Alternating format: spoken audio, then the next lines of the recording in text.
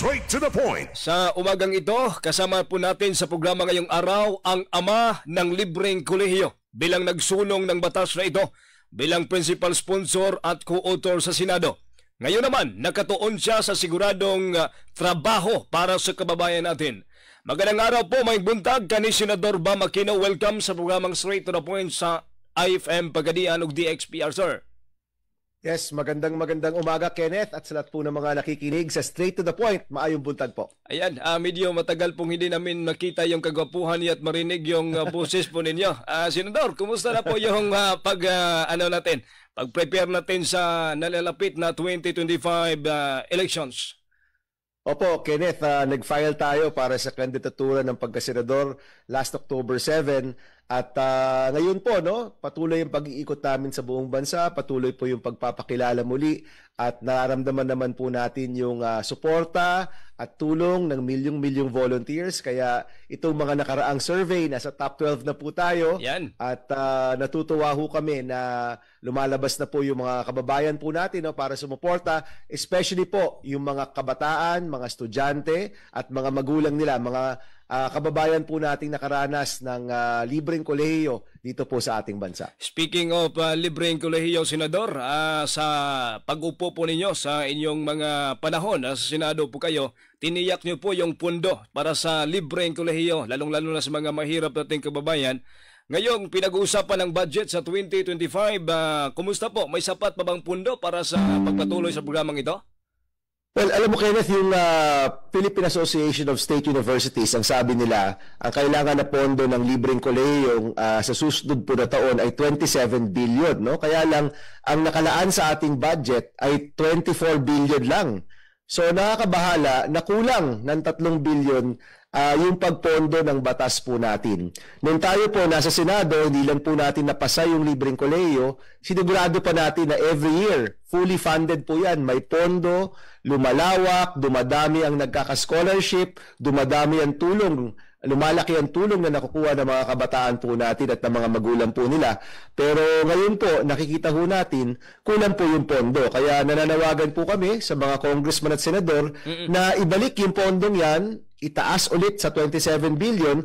Pero mas mahalaga dyan, Kenneth, dapat every year, dumadami yung mga pwedeng makakuha ng tulong. Hindi dapat kumukonti yung number ng mga estudyante, hindi rin dapat kumukonti yung tulong na nakukuha nila. Dapat every year po, tumataas yan. Dahil alam mo natin, pangarap ng napakaraming Pilipino na makapagtapos sa kolehiyo. At alam rin natin na isa itong paraan para makakuha ng mas magandang trabaho at mas magandang buhay. Marami pong mga kababayan po natin nagtatrabaho, nag-abroad para lang po makatulong sa kanilang mga anak, makapagtapos yung mga anak po nila.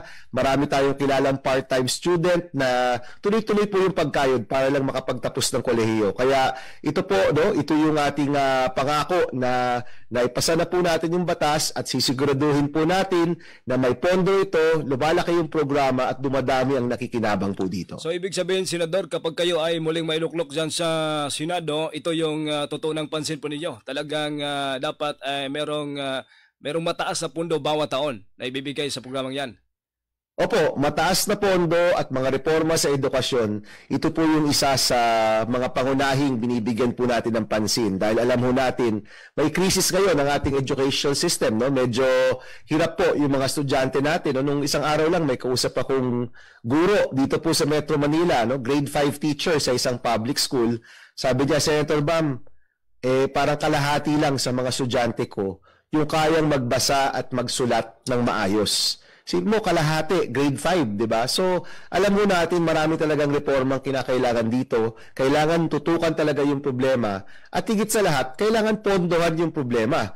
Hindi ho pwedeng kung saan-saan lang napupunta yung pondo ng bayan, kung saan-saan lang nabubulsa lang yung pera po ng bayan natin. Dapat napupunta talaga sa mga bagay na mahalaga sa ating mga kababayan, gaya po ng edukasyon ng mga anak natin. Opo, hindi lang pala sa edukasyon, nakatutok si Senador Bam, pati trabaho po ay tinitiyak po ninyo na dapat mayroong siguradong trabaho yung bawat Pilipino.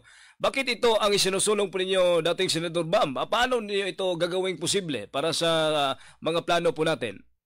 Opo. Kenneth, nung inikot po namin yung Pilipinas para sa konsultasyon ng libreng kolehiyo, yung pangunahing hinihingi sa amin ng mga nanay at tatay, no, Senator Bam, sana may anak kami makapag-graduate. No? Yun po yung pangunahing hiling. Kaya tinulak ko talaga namin yung libreng kolehiyo.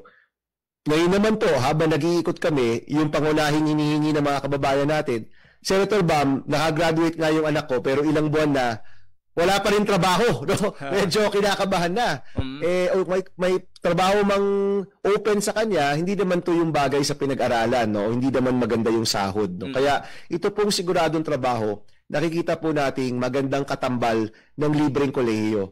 May libreng kolehiyo na, nakagraduate ka na, may siguradong trabaho ka pa. Kaya yung pangarap po namin, bago pa makagraduate ang isang kabataan mula sa grade 12 o mula sa college, may job offer na siya. Alam na niya kung saan siya papasok, alam na niya kung ano yung trabaho na pwede niyang kunin doon sa kanya mismong pinagtitirhan at bagay ito sa kanyang pinag-aralan at merong sapat at makatahong sahod. No? So ito po isang hangarin, hindi lang naman sa mga kabataan, pati sa lahat ng mga Pilipinong nagnanais ng mas magandang trabaho. Kaya tingin po namin, no, kung baga part 1, libreng kolehiyo, nagawa na po natin. Yung part 2 naman, siguradong trabaho para sa ating mga kababayan. Ayan, dating Senador Bam, salamat po sa oras at panahon ninyo na binahagi sa atin, sa ating mga tagapakinig dito sa Pagadian City at Zamboanga del Sur. Pagka may mensahe po kayo sa ating mga kababayan dito, Senador Bam. Opo, unang-una, maraming salamat Kenneth, no? At maraming salamat sa straight to the point. Sana po makabalik po ako sa studio, mapuntahan ko po kayo. Pero alam niyo po, sa Pagadian, alam ko po yung unemployment, malaking bagay po ito. No? Kaya ito pong hangarin namin ng siguradong trabaho. Alam namin marami po sa Pagadian ang makikinabang po dito. Of course, kailangan po natin ang mula sa gobyerno, given naman po yan, pero ito pong trabaho mahalaga din, no? Para hindi lang po tayo laging umaasa sa tulong ng gobyerno, meron din po tayong kakayanan na tulungan yung ating pamilya. No? Yun naman po yung hinahanap ng marami sa mga kababayan natin. Trabaho na regular, trabaho na maganda ang sahod, makatao po ang sahod, at sapat sa pangangailangan ng pamilya po nila. Kaya ito pong siguradong trabaho, sisiguraduhin po natin to para sa lahat ng mga Pilipino at para po sa mga kaibigan po natin sa Pagadian. Kaya maraming salamat Kenneth. Magandang araw po sa mga kaibigan po natin. Salamat po dating Senador Bam. Maabangan po namin yung pabalik ninyo sa Senado. Good morning po at God bless. Morning po. Dire-diretsong mga balita.